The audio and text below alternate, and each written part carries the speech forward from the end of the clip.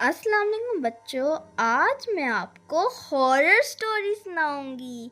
एक दिन क्रिस्टीना नाम की लड़की ने एक कदीम और पुरस्कार कठपुतला खरीदा। वो कठपुतला इतना अजीब था कि जैसे उसकी आंखें जिंदा हों।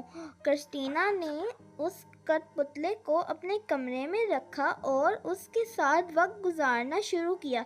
रात को जब वो सो रही होती तो कमरे में एक सर्द हवा चलती और कठपुतला अपनी जगह से हिलता।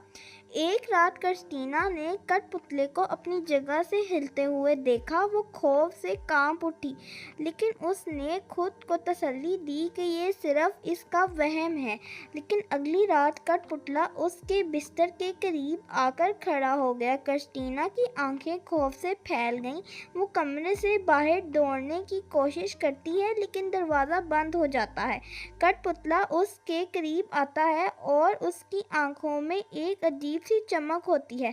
क्रिस्टीना की चीखें सुनकर उसके वालिदैन दौड़ते हुए आते हैं, लेकिन वो कमरे में दाखिल होते हैं और देखते हैं कि क्रिस्टीना अपने बेड के पास बेहोश पड़ी होती है।